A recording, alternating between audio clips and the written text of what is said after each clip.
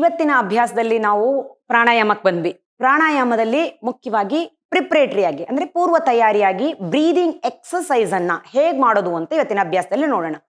ಈ breathing exercise ಅಥವಾ ಉಸಿರಾಟದ ಅಭ್ಯಾಸಗಳು ಬಹಳ ಅವಶ್ಯಕ. ಹೇಗೆ ಆಸನ ಮಾಡೋದಕ್ಕಿಂತ ಮುಂಚೆ ನಾವು ಲೂಸನಿಂಗ್ ಮಾಡ್ತೀವೋ ಹಾಗೆ ಪ್ರಾಣಾಯಾಮ ಮಾಡೋದಕ್ಕಿಂತ ಮುಂಚೆ ಬ್ರೀದಿಂಗ್ ಎಕ್ಸಸೈಸ್ಗಳನ್ನ ಮಾಡ್ಕೊಂಡು ಹೋಗೋದು ತುಂಬಾ ಉತ್ತಮ.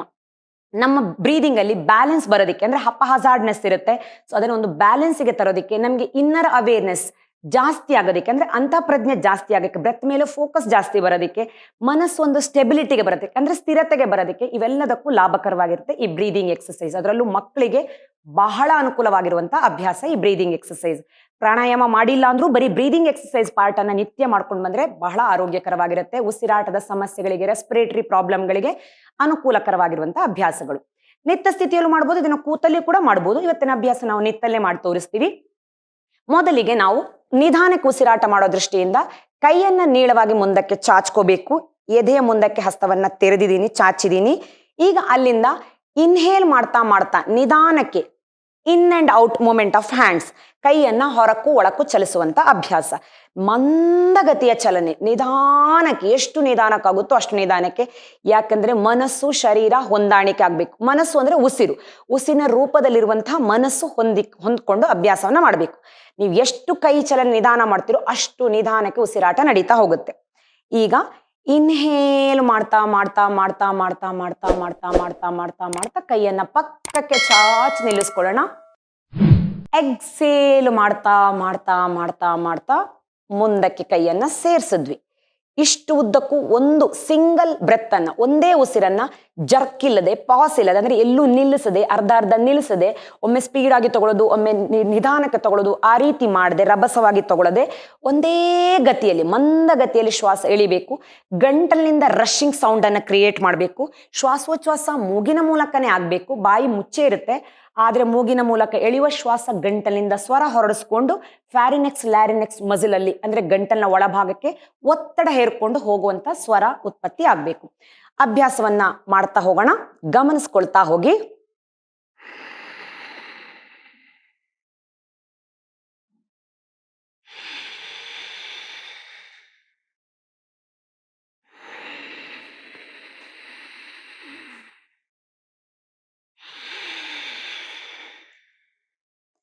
ಈ ರೀತಿ ಒಂದು 3 ಬಾರಿನೋ 5 ಬಾರಿನೋ ಸಮಯಕ್ಕೆ ಅನುಗುಣವಾಗಿ hands in and out movement ಅನ್ನ ತಗೊಳ್ತೀವಿ. ಕಣ್ಣು ಮುಚ್ಚಿ ಅಭ್ಯಾಸ ಮಾಡಿದ್ರೆ ಉತ್ತಮ. ಮನಸ್ಸು ಹೆಚ್ಚು ಫೋಕಸ್ ಆಗುತ್ತೆ, ಉಸಿರಿನ ಮೇಲೆ, ಬ್ರೆತ್ತಿನ ಮೇಲೆ ಕೇಂದ್ರೀಕರಿಸಕ್ಕೆ ಸುಲಭ ಆಗುತ್ತೆ. ಇಲ್ಲ ಅಂದ್ರೆ ಮೈಂಡ್ ಡಿಸ್ಟ್ರಾಕ್ಟ್ ಆಗುತ್ತೆ, ಹೊರಗಡೆಗೆ ತೆರೆದುಕೊಂಡ್ಬಿಡುತ್ತೆ. ಯಾಕಂದ್ರೆ ಕಣ್ಣುಗಳು ಮನಸ್ಸಿನ ದ್ವಾರ ಅಂತೆ, ಅದು ಬಾಗಿಲುಗಳಂತೆ. ಹಾಗಾಗಿ ಬಾಗಿಲು ಮುಚ್ಚಿ ಅಭ್ಯಾಸವನ್ನು ಮಾಡಿದ್ರೆ ಉತ್ತಮ. ಇನ್ನು ನೆಕ್ಸ್ಟ್ ಅದರಲ್ಲೇ ಮುಂದುವರೆದ ಭಾಗ, ಬೆರಳುಗಳನ್ನ ಹೆಣೆದು ಎದೆಯ ಮೇಲೆ ನಿಲ್ಲಿಸ್ಕೊಳ್ತಾ ಇದ್ದೀನಿ.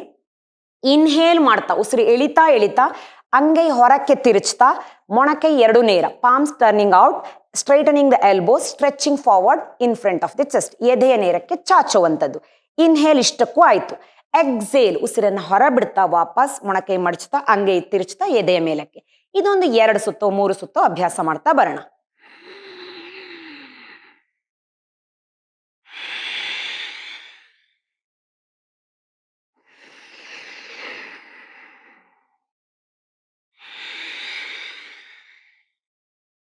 ರಿಲ್ಯಾಕ್ಸ್. ಈಗ ಅದರಲ್ಲೇನೆ ಮುಂದುವರೆದ ಭಾಗ. ನಮ್ಗೆ ಹೀಗೆ ನಿಂತ್ಕೊಂಡು ಮಾಡುವಾಗ ಬ್ಯಾಲೆನ್ಸಿಂಗ್ ಸಮಸ್ಯೆ, ಕಣ್ಣು ಮುಚ್ಚಿದಾಗ ಬ್ಯಾಲೆನ್ಸಿಂಗ್ ಸಮಸ್ಯೆ ಆಗ್ತಿದೆ ಅಂದ್ರೆ ಕಣ್ಣು ತೆರೆದು ಮಾಡೋದಕ್ಕೂ ಅಭ್ಯಂತರ ಇಲ್ಲ.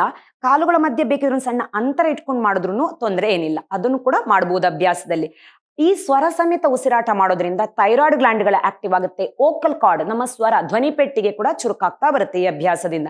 ಕಫದೋಷ ಇದ್ರೆ ನಿವಾರಣೆ ಆಗಕ್ಕೆ ಕೂಡ ಹೆಲ್ಪ್ ಆಗುತ್ತೆ ಈ ಅಭ್ಯಾಸ. ಈಗ ಅದೇ ರೀತಿ ಹಣೆಯ ನೇರಕ್ಕೆ ಕೈಯನ್ನ ಚಾಚ್ತೀವಿ, ಅಂದ್ರೆ ಸ್ವಲ್ಪ ಮುಖದ ನೇರಕ್ಕೆ ಮೇಲಕ್ಕೆ ಬರಬೇಕು.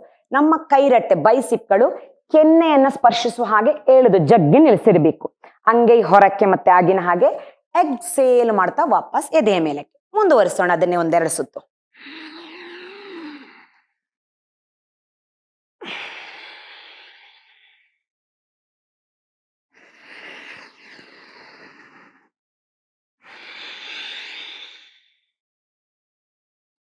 ವಿಶ್ರಾಂತಿ. ಈಗ ಅದರಲ್ಲೇನೆ ಇನ್ನೊಂದು ಭಾಗವನ್ನ ಮಾಡ್ತೀವಿ. ಕೈಯನ್ನ ಮೇಲಕ್ಕೆ ಚಾಚ್ತೀವಿ, ತಲೆಯ ಮೇಲಕ್ಕೆ, ಹಾಗೇನೆ ಮುಖದ ಮುಂದಿನಿಂದ ಹೆಣೆದಿರುವ ಕೈಯನ್ನ ಮೇಲಕ್ಕೆತ್ತುತ್ತಾ ಅಂಗೈ ಮೇಲ್ಮುಖವಾಗಿ ತಿರುಚಿ ಈಗ ಕೈರಟ್ಟೆ ಬೈಸಿಪ್ಗಳು ಕಿವಿಯನ್ನ ಸ್ಪರ್ಶಿಸ್ಬೇಕು. ಕಿವಿಯನ್ನ ಸ್ಪರ್ಶಿಸ್ತಾ ಇರೋ ಹಾಗೆ ಜಗ್ಗಬೇಕು. ಮೊಣಕೆ ನೇರಗೊಳಿಸ್ಬೇಕು, ಮೇಲಕ್ಕೆ ಜಗ್ಬೇಕು. ದೃಷ್ಟಿ ಮುಂದಕ್ಕೆ ಇರುತ್ತೆ ಅಥವಾ ಕಣ್ಣು ಮುಚ್ಚಿರುತ್ತೆ. ವಾಪಸ್ ರೇಚಕ್ ಅಂದ್ರೆ ಉಸಿರನ್ನ ಹೊರ ಬಿಡ್ತಾ ಬಿಡ್ತಾ ಕೈಯನ್ನ ಎದೆ ಮೇಲಕ್ಕೆ ಮೊಣಕೆ ಮಡಚ್ತಾ ತನ್ನ ನಿಲ್ಲಿಸ್ಕೋಬೇಕು. ಮಾಡೋಣ ಒಂದೆರಡು ಸುತ್ತ ಅಭ್ಯಾಸ.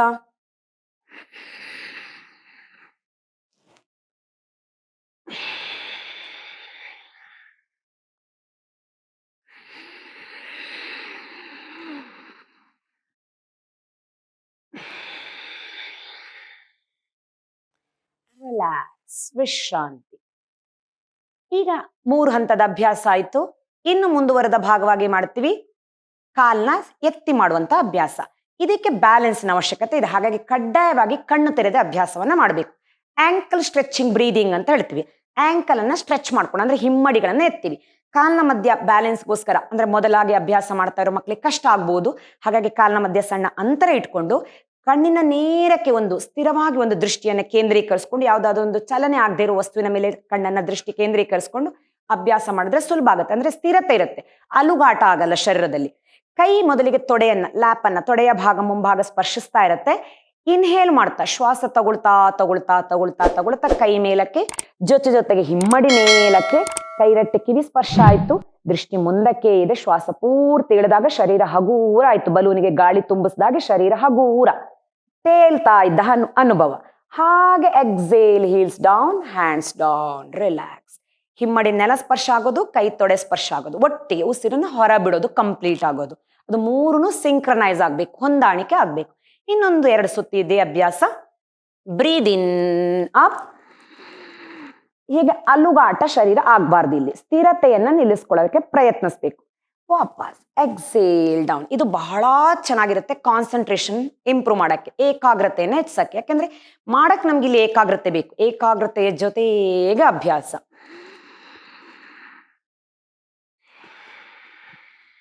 ಇದನ್ನ ಮಕ್ಕಳು ಹೆಚ್ಚು ಹೆಚ್ಚು ಅಭ್ಯಾಸ ತಗೋಬಹುದು. 5 ಸುತ್ತು 10 ಸುತ್ತು ಇದೇ ರೀತಿಯಲ್ಲಿ ಹ್ಯಾಂಡ್ಸ್ ಇನ್ ಅಂಡ್ ಔಟ್ ಮಾಡ್ತಾ ಹೀಲ್ಸ್ ಅಪ್ ಮಾಡ್ಬೋದು. ಈ ರೀತಿಯಲ್ಲಿ ಎಕ್ಸೇಲ್ ಮಾಡ್ತಾ ಹೀಲ್ಸ್ ಡೌನ್, ಹ್ಯಾಂಡ್ಸ್ ಡೌನ್ ಅನ್ನ ಮಾಡ್ಬೋದು.